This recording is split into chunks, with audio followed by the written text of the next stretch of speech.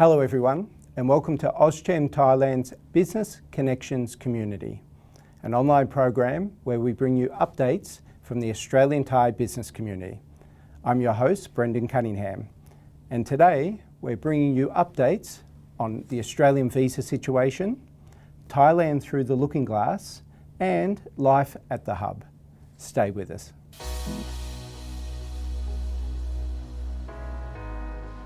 For our business section today, we have an update for you on Australian visas, and specifically for business and education purposes. I'm joined for that by two of our AustCham directors, Kun Apiradee Bunyalekha, Managing Director of Asiania Consulting. And joining us from Pattaya online is Simon Wetherell, Managing Director of Australian Visas Thailand. The best insight we've had so far is based on the Australian budget and the update that was out in May.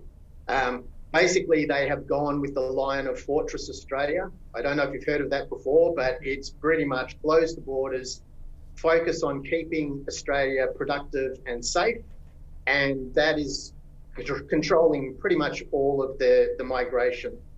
They are heavily focused on the vaccination rollout. There are obviously hiccups and everything else with that. There's a lot of complacency because Australia is safe.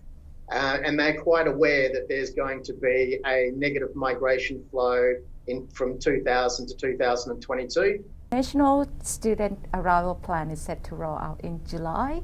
Starting in July this year, but it will start small with in terms of the number and also with certain profiles. For example, the priorities will give to the students who are studying medicine or even the health-related students, and also students from specific countries will be invited first. But of course, Thai students will take part in it, but with a very small number, and maybe later in the year, maybe in early Q4. The government announced that the visa numbers were going to stay the same as last year. That was 160,000 overall and 80,000 for business. They've been quite clever this time though. They've said that's a ceiling and it's not a target. And they've said the focus is going to be granting onshore visas and reuniting families. Right. So unfortunately, that's probably not great for what business wants to hear. If you already enroll to the course, you should apply for a student visa, have it ready. So and keep in touch with your school or your university. You will get an update frequently from them. I believe in the second half of 2021.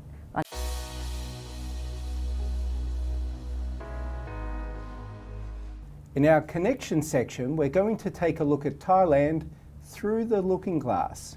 And I'm joined by Scott Whittaker, founder and now Group Creative Director of one of AustCham's silver sponsors, DWP. We were able to build a business from just a few people to about 300 people internationally, using Thailand as a base.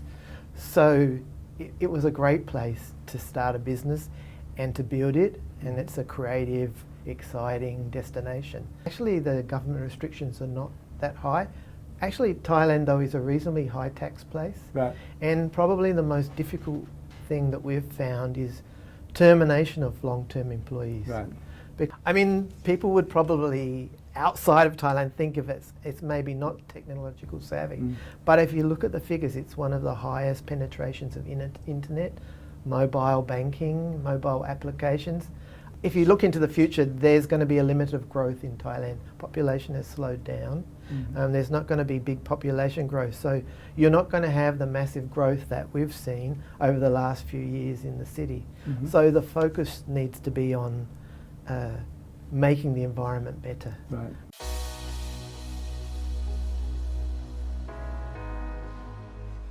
In our community section today, we're meeting one of the organisations that's supported by our CSR committee, Childline Thailand, and I'm here with the Executive Director, Ilya Smirnoff.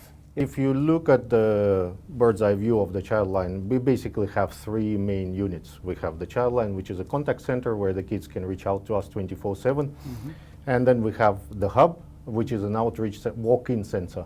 And then you have the communication and advocacy arm, which tries to amplify those voices that we hear from children and then try to bring it to the policy makers level.